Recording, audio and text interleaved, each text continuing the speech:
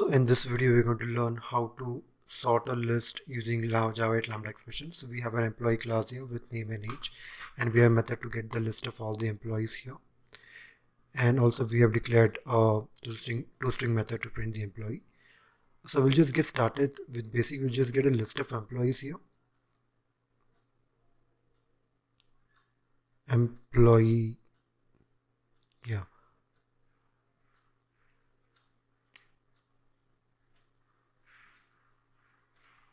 Employee.get employees. We'll just print this out and we'll see the list here.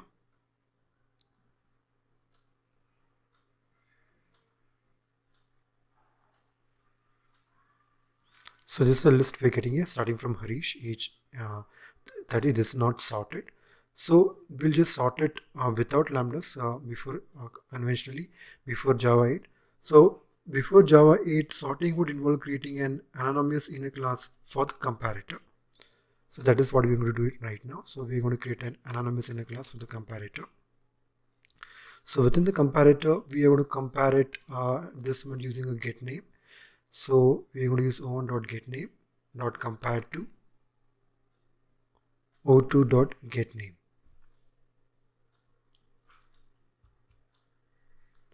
So we are going to pass this comparator to collection.sort as an argument. We'll take first as an employees, which is the list, and then we'll pass the comparator here.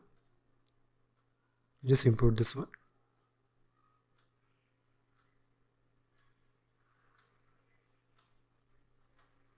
So let me just print it out here. So when you run the program, you will get sorted by name. First is Harish, then Jim, then Mary, then Tim, then at the end we have the Zach. So it is sorted in ascending order by the name. This was using conventional way before Java 8. So if you want to sort this using Lambda, so again we have to use collections.sort, and instead of creating an anonymous inner class, we can just completely bypass it. So here we'll just pass argument as a Lambda expression. So employee 1 or employee 2, and here we'll create an inner class. So we'll here add the logic of comparing here. Here also we'll do it by the name, like o1.getName compared to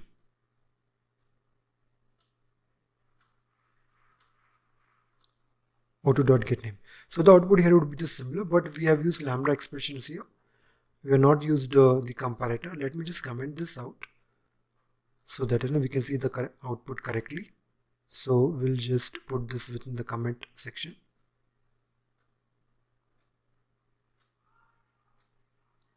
Right here, and we'll just print this out. Again, the output will be similar, but we have used a Lambda expression here.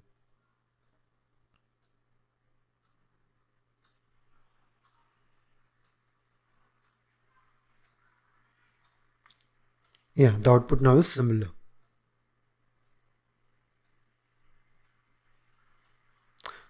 So in the above logic, we are using the get name, okay, and let us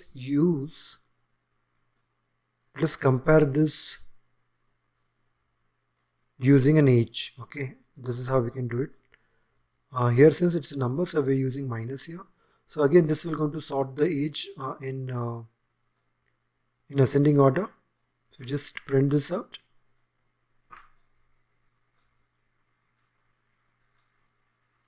So again, we are just we're getting Jim as the first age 25, and age Mary as age 55 at the end. If you want to just reverse this, we can just reverse the order in descending order. Just o2.getAge minus o1.getAge. You can see now the Mary has come at the top of the list. That the age is 50. We can just reverse the order as well in the descending order using this way.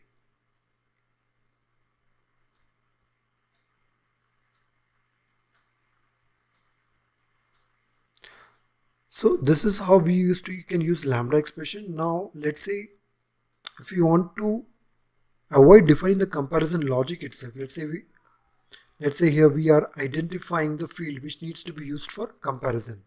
Okay, so here what we can, in the above logic we are using get age or a get name. Okay, we need to specify. So we can avoid completely defining this comparison logic. So what will happen here is, if you just specify the variable which you want to sort, then it will just comparison. It will just extract and create a comparable based on the getter method of the field here. So let me just show you. So here, collections.sort employees, and then we can use something called as Comparator.comparing. So this is just going to extract a comparable. Here we are just specifying based on what field we want to compare. Here we are specifying the get name. So we're mentioning the setter as get name. Okay, we need to specify the setter. So based on the setter, it will just extract the comparable itself. So we don't have to specify the comparison logic explicitly here. You can see here. Okay, I just have to print this out. I just missed that. So we'll just print this here.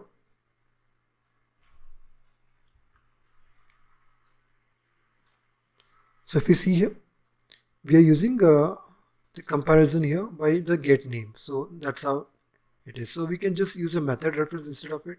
You can use employee.getName and you can just, you'll get a similar output here.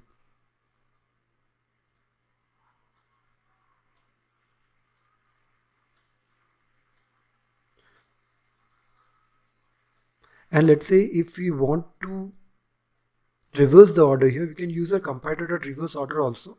It will just compare it in a descending order. If you see in the name here, it will just come as Zach first because it's in descending order. So you can just specify one more argument for in the comparing method, and you can use age also to sort this out, and the output would be in a descending order for the age here. Yeah, 55 Mary. So it's much more simpler here. The code, the syntax here, we can just don't have to specify explicitly any comparison logic. So if let's say now we want to compare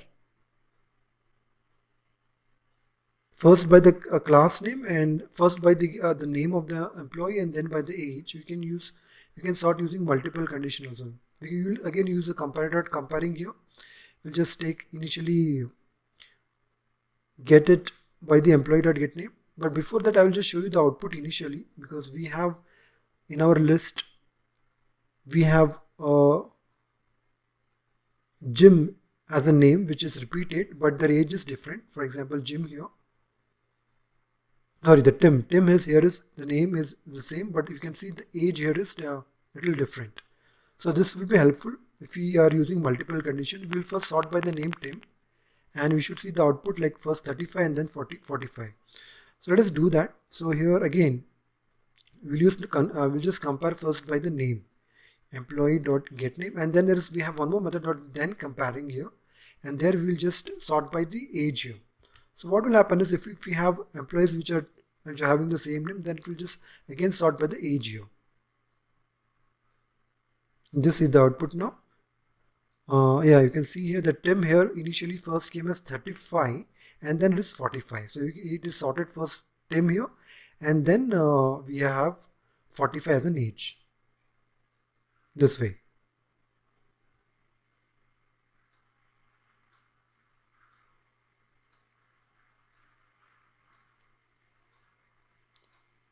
Again, also we can just reverse the sorting order also here. We can just, within the comparing, let's say if you want age in a descending order, name in ascending order, we can do that. So here we just have to specify the comparator.reverse order. So here what we'll do is the name will be sorted in ascending order, but age will be sorted in a descending order. You can see age is sorted in 45 first, then it is 35.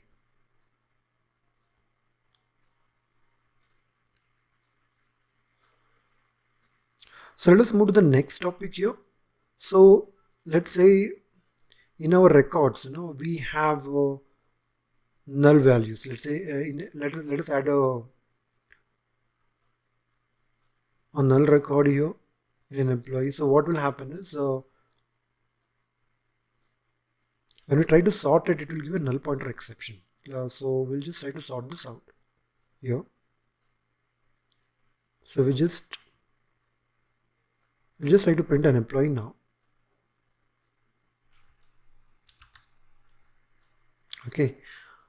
Okay. So now we'll just try to sort this using collections.sort, and we should get a null pointer exception because one of the record is null there.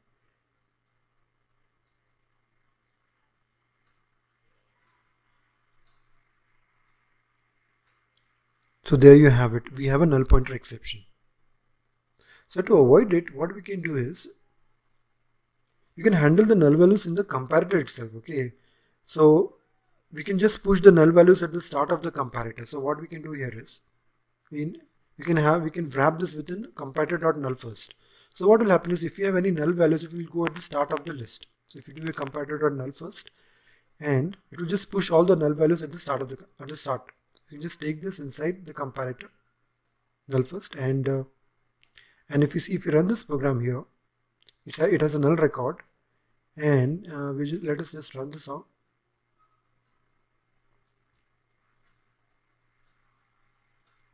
So what we get here is, if we see the null is at the start of the list. So let's say you want to push the null to the last, we can do so using null.last. Okay, similar one. So the null value will go at the end of the value. So we can just handle all the null values using Comparator.nullFirst. If you see, the output is null has gone at the end.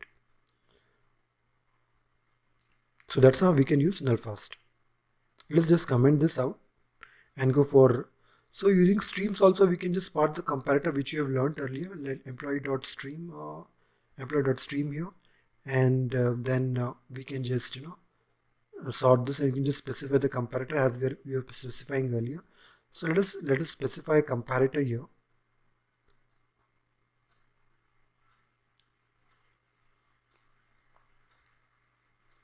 Let us write this out, comparator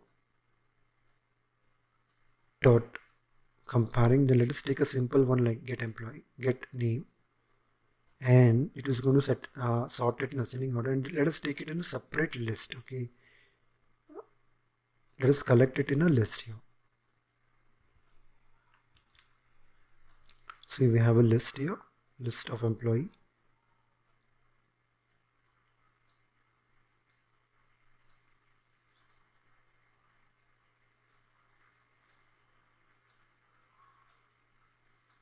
So let us print this out. Sorted employee. So let us print this out. So we'll see. We will get. You can specify the same comparator which you have in stream also. We'll just get a similar output here. We see the employees are getting printed in. So we are having that null value. Let us just remove this one and let us try to print. Let us run this program again, and we will get. We'll get the output again ascending order. So this is how we can use in streams as well. So we have seen how in different ways we can sort the list using Java 8 Lambda expressions here. So this is how we can do it.